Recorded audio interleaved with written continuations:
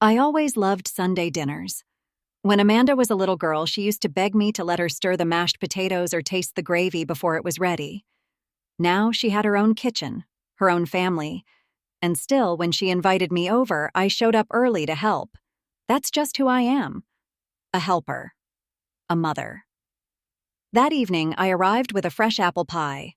Nathan, Amanda's husband, greeted me at the door with a warm hug and offered to carry it to the kitchen. Their kids came running toward me, squealing "Grandma" like they always did. I smiled so wide it made my cheeks hurt.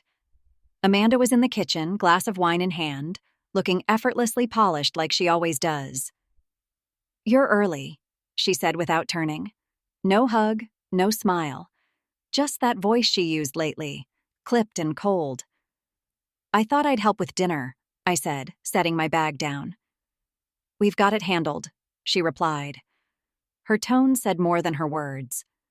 I swallowed the hurt and walked toward the living room to play with the kids. I thought maybe I was imagining it. Maybe she was just tired. But even when we all sat down to eat, the tension stuck in the air like fog. Nathan kept trying to make small talk, asking about my garden, the book club, how I was feeling. He was always so kind. Then, about halfway through dinner, the moment happened. The one I'll never forget. Nathan turned to Amanda and said with a soft chuckle, "We're lucky your mom lives so close. Don't know what we'd do without her help." I smiled, a little bashfully. It felt good to be appreciated. Amanda let out a laugh, sharp and fake. Then, without even looking at me, she said, "She's not really help.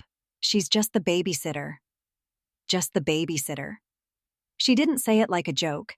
She said it like a fact. A throwaway comment, like I was someone they hired off an app. I felt the words slap me in the chest. Nathan gave a nervous laugh like he wasn't sure if she was serious. The kids kept eating, unaware. But me? I sat there frozen, my fork halfway to my mouth. Amanda finally looked at me and smirked.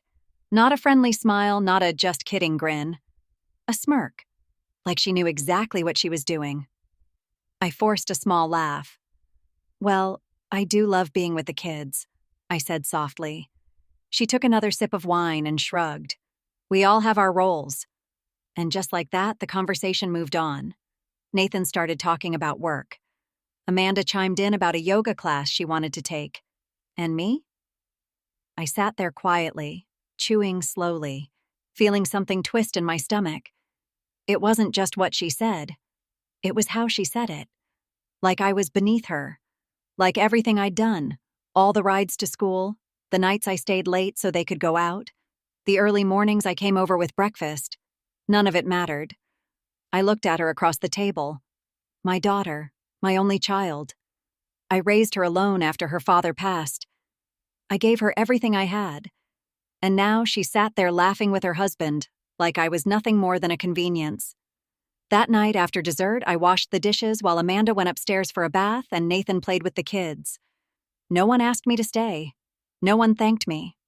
I wiped my hands, grabbed my purse, and quietly slipped out the door. As I walked to my car, the wind picked up and rustled the trees. I stood for a moment, holding the pie dish close to my chest. The air was colder than I expected. I wasn't angry yet. Not quite. But something deep inside me had shifted. Something small, like the very first crack in glass before it shatters. After that dinner, I couldn't sleep. I laid in bed, staring at the ceiling, replaying Amanda's words over and over in my mind. Just the babysitter. It rang in my ears like an insult wrapped in a joke, and the way she smirked after saying it, like she was proud. I'd seen that look before. I just hadn't wanted to admit it. The next morning, I sat at my kitchen table with a cup of tea, trying to calm my thoughts. But instead of peace, old memories started flooding in. Memories of all the times Amanda needed me. It started right after her first child was born. She called me in tears, overwhelmed. "Mom, I can't do this alone. Nathan's back at work. I need help." So I packed a bag and stayed with them for 2 weeks. I cooked. I cleaned. I held the baby through the night so she could sleep. When their second child came, It was the same story. I was there every day, unpaid, unasked, because that's what mothers do, right? She'd call last minute. Can you watch the kids? I have a hair appointment. Can you pick them up from daycare? Nathan's running late. Can you come early? I need to squeeze in a spin class before work. I always said yes, every time. I rearranged my own life for her, canceled doctor appointments, skipped book club, missed a friend's funeral. And not once did she say, "Thank you, Mom. I know this is a lot." She used to ask nicely, in the beginning. But over time, it changed. The requests turned into expectations. The pleas turned into, "You have to." And it wasn't just the babysitting. There was the credit card bill she couldn't pay that one Christmas. I remember she came over crying, saying they were behind on rent. Nathan didn't know. She was ashamed. "Mom, please," she whispered. "Just this once. I'll pay you back." Of course, I helped. I dipped into my retirement savings to cover it. Thousands of dollars. I told her to forget about paying me back. Then there was the time she showed up unannounced, shaking and pale. She asked me to promise not to judge her. "I made a mistake," she said. She didn't say much, just that there had been a misunderstanding at work, and that Nathan couldn't find out. I never got the full story, just hints.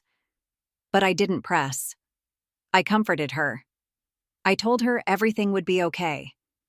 Because that's what a mother does. But lately, Amanda had been different. She didn't call as much unless she needed something. When I came over, she barely looked up from her phone. The warmth that used to be there, the little girl who once held my hand at the grocery store, she was gone. Replaced by someone colder, sharper. I thought maybe I was imagining it. Maybe she was just stressed. Raising 2 kids, working a job, managing a home, it's a lot. But the way she looked at me during that dinner, the way she smirked like she had power over me, it cut deeper than I expected. I wasn't angry. Not yet. But I was starting to feel something else. Something I hadn't felt in a long time. Used. I looked around my house, quiet, still. My life had become a waiting room for Amanda's next call. I'd spent so many years living for her, and now she barely saw me as human. Just the babysitter. I stood up and walked to my bedroom, opened the drawer of my nightstand, and pulled out an old photo. Amanda, age 5, standing in a sunflower field, her hair tied in little pigtails, grinning, reaching for me. Back then, she used to love me out loud. Now I was a background character in her life. And deep down, I knew this didn't start at that dinner table. That insult wasn't new. It had been growing, slowly, quietly, over time. That smirk was just the first time she said it out loud. After that night at the dinner table, something inside me shifted. I stopped showing up early, stopped offering to help unless she asked. I told myself I needed space to protect my heart. But then, Amanda started calling more often. "Can you pick the kids up from school? Nathan's got a dentist appointment and I have a meeting." "Mom, could you watch them Friday night? We're going to a work dinner." "Sorry for the short notice, but can you come over right now? I've got to run." Just like before. I still went. Not because I wanted to, but because I couldn't bring myself to let my grandchildren down. They were innocent in all this. They loved me. And every time they ran into my arms, I felt like I still mattered to someone. But during those visits, I started noticing things. Little things at first.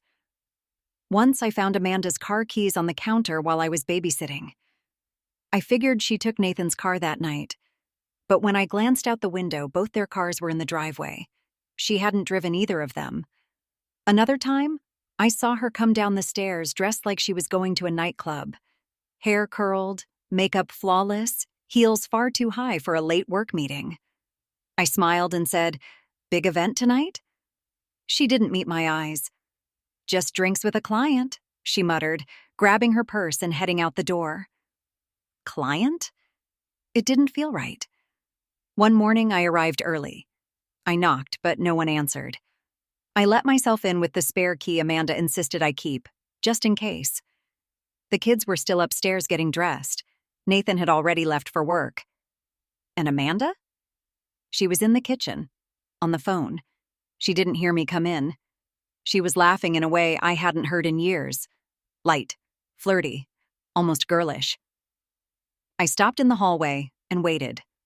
Just listened. Then I heard her say, "No, you're crazy. I'll see you tonight, Chase."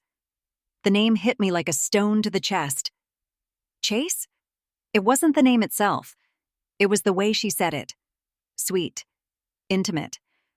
The way a woman speaks to someone who makes her feel special. Not a client, not a friend, someone more. I stepped into the kitchen pretending I'd just arrived. Amanda jumped like I'd thrown a bucket of cold water on her. She quickly hung up the phone. "You're early," she said, straightening her shirt. I smiled gently. Traffic was lighter than usual. She didn't say anything else, just poured herself coffee and stared at the counter. After that, I started seeing the cracks. Every visit revealed more. A strange perfume that wasn't hers. A hotel key card on the kitchen island, half covered by mail. A jacket on the couch that didn't belong to Nathan. I didn't go looking for these things. I wasn't snooping. They were just there, in plain sight. Like Amanda didn't think I'd notice. Or maybe she didn't care if I did. And Nathan? He was as cheerful as ever. Still kind to me. Still helping with dishes when I stayed for dinner. Still telling me about his job, his hobbies, his plans for the kids' school. He had no idea. That part stung the most. Nathan had always treated me better than Amanda did.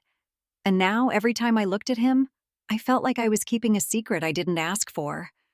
I didn't want to believe it. I didn't want to think that my daughter, the baby I rocked to sleep, the girl I raised, could lie to her husband like that. But the signs were getting harder to ignore. And so was the name Chase. It happened on a rainy Tuesday. I was at Amanda's house watching the kids again. She said she had meetings all day, but left the house dressed like she was heading to a photo shoot. High heels, tight red dress, smoky eyes. She barely said goodbye to the kids, just shouted, "Be good for Grandma," and slammed the door behind her. The kids played quietly in the living room while I gathered their toys from the hallway. I bent down to pick up a scattered pile of blocks outside the master bedroom when I noticed the door was open. Normally, Amanda kept it closed, but this time it was wide open. I hesitated. I wasn't trying to be nosy. I just figured I'd tidy a bit while the kids were busy. As I stepped inside, the first thing I noticed was the smell. A mix of expensive cologne and roses. Not Nathan's scent. I'd known Nathan long enough to recognize his aftershave. This was different. It was heavier, muskier, strange. Then I saw the shirt. A man's button-down, navy blue, crumpled at the foot of the bed. Not Nathan's size, not his brand. I picked it up carefully, as if touching it would confirm something I didn't want to believe. That's when I saw it. A small silver bracelet on the nightstand. Engraved. C.R. Chase. It had to be. My heart pounded as I stared at it.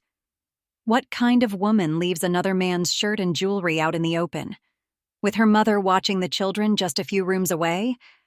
I knew then, whatever I'd suspected before, this was real. I sat down on the edge of the bed, still holding the bracelet, trying to steady my breath. My fingers were trembling. There was a folder tucked under the corner of the pillow. I pulled it out without thinking. Inside were receipts, hotels, dinners, weekend getaways. All recent, all signed with Amanda's name. One of them was from last weekend. I remembered that weekend well. Amanda said she had a corporate retreat and begged me to sleep over with the kids. I packed my bag, cooked for them, read bedtime stories, even did the laundry. While she was off in a hotel with someone named Chase, I put everything back exactly where I found it and quietly walked out of the room. The kids were still playing. One of them looked up and said, "Grandma, can we have a snack?" I nodded. "Of course, sweetheart." In the kitchen, I made them sandwiches with shaky hands. My mind was spinning. I kept thinking about Nathan, how kind he was to me, how proud he was of Amanda. He was raising their kids, building a life, all while she was sneaking around with another man. And I had been standing right in the middle of it, helping, smiling, lying by silence. I tried to tell myself it wasn't my business, that what Amanda did in her marriage was between her and Nathan. But I couldn't shake her voice from my memory. Just the babysitter. That smirk, that tone, that cold dismissal, like I was nothing but a pair of old hands there to wipe noses and warm leftovers. I remembered the nights I sat up with her when she was sick, the years I worked extra shifts just to afford her piano lessons, the way she used to call me Mama when she was scared. And now, she used me like furniture. I looked out the kitchen window. The rain was falling harder. Amanda's car was still gone.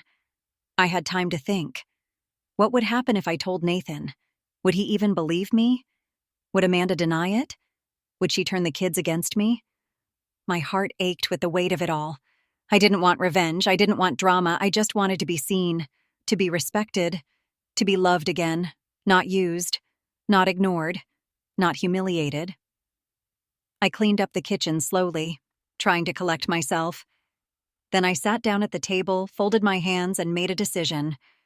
One way or another, this silence would not last. It was Amanda's idea to host another family dinner. Just something casual, she said over the phone. Nathan's been working hard and the kids miss you. She sounded chipper, like everything was perfect, like we hadn't spoken any harsh words, like I hadn't seen the truth behind her carefully polished life. Maybe she assumed I'd stay quiet, that I always would. I agreed to come, but this time, I brought nothing. No pie, no apron, no eagerness to help. I just brought myself, and the truth that had been sitting heavy on my heart. Nathan greeted me at the door with his usual warmth. He looked tired but happy. "Good to see you, Elizabeth," he said, giving me a hug. "The kids are already asking for bedtime stories." I smiled gently. "Of course." Amanda came down the stairs a few minutes later, dressed in a silky green blouse. She looked flawless, as usual. She gave me a quick hug, then turned away before I could even return it. We all sat at the dining table. The kids chatted, Nathan poured wine, Amanda passed around salad like nothing was wrong. "How's your week been, Mom?" she asked mid-bite, her tone light, controlled. "Eventful," I said softly. Nathan looked up, curious. "Everything okay?" I nodded slowly, my eyes shifting from him to Amanda. "I've been doing a lot of thinking lately," I continued, "about family, about truth." Amanda stiffened in her seat. Her fork froze midair. "What do you mean?" Nathan asked, glancing between us. Amanda spoke quickly, too quickly. "She's probably just been tired from all the babysitting. We've been leaning on her too much." I held up my hand. "No," I said calmly. "This isn't about babysitting. It's about respect and honesty." The table went silent. Even the kids picked up on the shift. I looked directly at Amanda. "I've kept your secrets for a long time, Amanda. I kept quiet about the night you came crying over that misunderstanding at work. I kept quiet when you borrowed money and never mentioned it again. I stayed quiet when you started disappearing at night." Amanda's face turned pale. She opened her mouth, but no words came out. Nathan leaned forward, his voice quiet. "Disappearing?" Amanda tried to laugh. "Mom, come on. This isn't the time." I continued, my voice steady. "And I kept quiet when I found a man's shirt in your bedroom. A bracelet engraved with his initials, hotel receipts, late-night phone calls to someone named Chase." Amanda's mouth fell open. Nathan's face dropped. "You're lying," Amanda whispered, her voice trembling. I turned to Nathan. "I wish I were." He looked at Amanda. "Who's Chase?" She blinked fast. Her hands were shaking. "Nathan, it's not what it sounds like." "Then explain it," he said. Silence. Amanda stared at her plate like she could fall into it and disappear. The kids looked confused, picking at their food. Nathan reached for his glass of water with a shaking hand. I stood up slowly. I didn't come here to destroy anyone. I came because I'm tired of pretending I don't see what's in front of me. I've been more than a babysitter, Amanda. I've been your mother, your protector, your constant, and all I've wanted, all I've ever wanted, was a little respect. No one spoke. The only sound was the quiet ticking of the wall clock. Amanda finally whispered, "You shouldn't have said anything." I looked at her one last time. "No, Amanda. You shouldn't have given me a reason to." Then I turned, kissed the kids on the tops of their heads, and walked out. I didn't feel angry. I didn't feel proud. I felt free.